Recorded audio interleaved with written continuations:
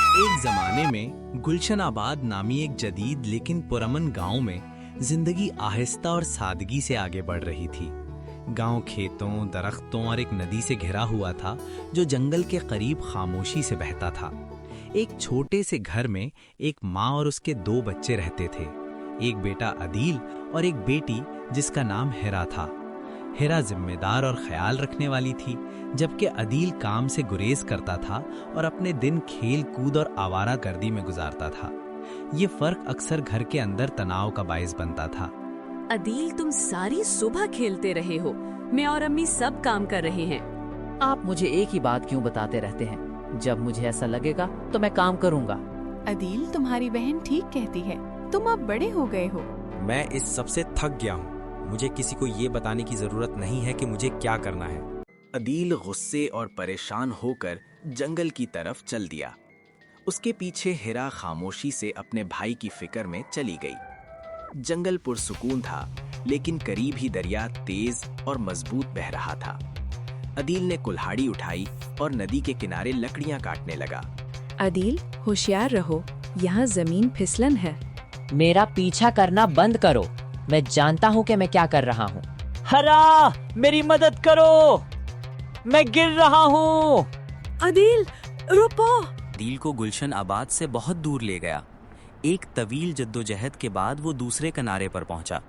वहां खामोशी से खड़ा एक बहुत बड़ा और चमकता हुआ महल था। ये गैर हकीकी लग रहा था, जैसे खुद जादू से बना हो। मैं कहाँ हूँ? ये कौन सी जगह है? ये जादुई महल है। यहाँ आपको वो सब कुछ मिलेगा जो आप चाहते हैं। सब कुछ? खाना, आराम, आराम? जी हाँ, लेकिन एक बार दाखिल होने के बाद आप बगैर इजाज़त नहीं जा सकते। कोई काम नहीं, कोई डांट नहीं, मैं रहना चाहता हूँ। महल के अंदर अदील ऐशो इशरत में रहता था। जब उसे भूख लगी तो खाना जाहिर हुआ। जब उसने आराम करना चाहा तो नर्म बिस्तर नमूदार हुए। दिन गुजरते गए, लेकिन आहिस्ता आहिस्ता उसके दिल से खुशी खत्म होती गई। मेरे पास सब कुछ है, फिर मैं खाली क्यों महसूस करता हूँ? मुझे अम्मी याद आती है, मुझे हिरा याद आती है, मुझे घर याद आता है। प्लीज मुझे जाने दो, मुझे अब ये जिंदगी नहीं चाहिए। जादुई सरपरस्त एक बार फिर नमूदार हुआ। उसने अदील की आंखों में नदामत देखी।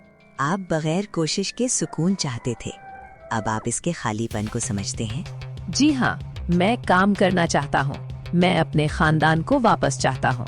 फिर आप आजाद हैं। अदील वापस गुलशनाबाद आ गया।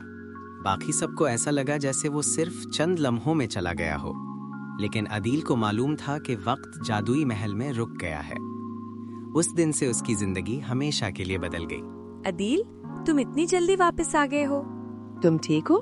मैं ठीक से ज्यादा हूँ। मैंने कुछ अहम सीखा है। अम्मी, मैं जंगल में लकड़ियाँ काटने जा रहा हूँ।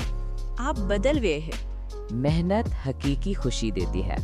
हकीकी सुकून जादू से नहीं मिलता, लेकिन जिम्मेदारी, कोशिश और खानदान के लिए मोहब्बत से।